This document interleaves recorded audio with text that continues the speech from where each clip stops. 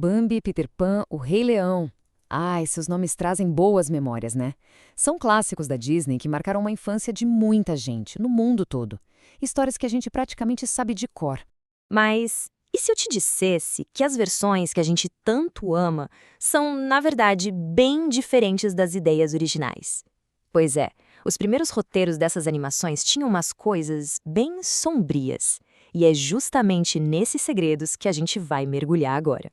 Então, vamos começar pelo começo. Para aquecer, vamos falar de alguns personagens super icônicos que, originalmente, não tinham nada a ver com o que a gente viu na tela. As primeiras versões deles poderiam ter mudado completamente os filmes.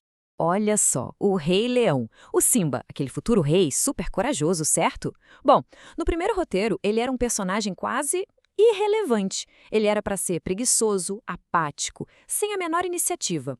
Um alvo perfeito para ser manipulado, né? Imagina só que jornada do herói diferente a gente teria visto. E a maior loucura vem agora, o Scar. Ele não era o irmão invejoso do Mufasa. Aliás, ele nem era um leão. A ideia original é que o Scar fosse um babuíno. Isso mesmo, um babuíno. Toda aquela tensão, aquela rivalidade familiar, que é o coração do filme, simplesmente não existiria. E a coisa fica ainda mais pesada, viu?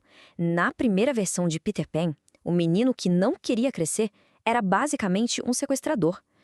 Quando os meninos perdidos falaram que queriam uma mãe de verdade para contar histórias, o Peter não foi lá convidar o Andy, não. O plano dele era sequestrar uma mãe do mundo real, usar uma faca para ameaçar e ainda usar o pó da Sininho para drogar a coitada. Bizarro, né?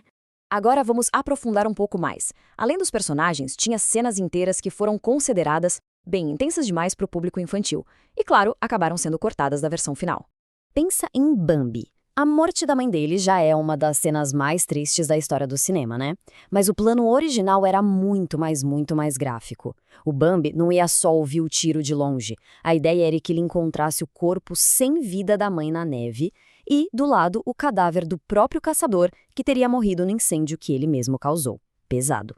Pode até parecer só maldade gratuita, mas às vezes essas cenas mais chocantes tinham sim um propósito na história. Mesmo que fosse um propósito bem duro de engolir, como foi o caso em outro clássico. Em Lilo e Stitch, por exemplo, tinha uma cena deletada que, olha, a Lilo fazia amizade com um peixinho, super fofo, aí o Stitch chegava, num ato de pura violência, e jogava o peixe na areia. Imediatamente ele era devorado por gaivotas.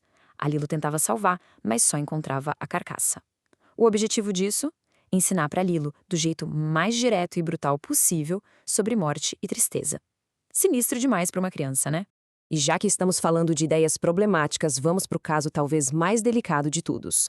Uma proposta de filme inteira que foi pro lixo por causa das implicações, bem, perturbadoras que ela poderia ter. A ideia inicial para Alice no País das Maravilhas era fazer um filme que misturasse atores de verdade com animação. É uma técnica bem comum hoje em dia, mas o conceito por trás da história é que era o verdadeiro problema. O nome provisório do filme era Alice e o Misterioso Senhor Carroll, uma referência direta ao autor do livro, o Lewis Carroll. A trama ia focar na amizade entre a menina Alice, uma atriz real, e o autor adulto, que a guiaria pelo País das Maravilhas animado. E aí que tá o pulo do gato. O estúdio deu um passo para trás. Eles ficaram com medo de que o público pudesse interpretar mal essa relação entre um homem adulto e uma menina. A preocupação era transformar uma fantasia infantil em algo muito, mas muito mais sombrio. E para evitar qualquer tipo de polêmica, a Disney simplesmente engavetou a ideia. Olhando para tudo isso, fica bem claro que essas mudanças não foram só censura, né? Foram decisões criativas super importantes que pegaram conceitos problemáticos e transformaram em histórias que atravessam gerações. Vamos resumir. Em Um Rei Leão, o herói apático virou um rei corajoso, e o vilão sem conexão se tornou o centro de um drama familiar. Peter Pan deixou de ser um sequestrador para virar um convite à aventura. A dor de Bambi virou uma lição delicada sobre perda, e não um trauma explícito. E Alice se tornou pura fantasia, livre de qualquer interpretação estranha. No fim das contas, as edições fortaleceram e muito as histórias.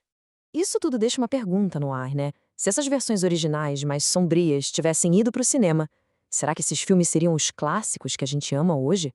Ou será que a verdadeira magia da Disney está justamente aí, na habilidade de transformar o escuro em algo luminoso? Fica aí a reflexão.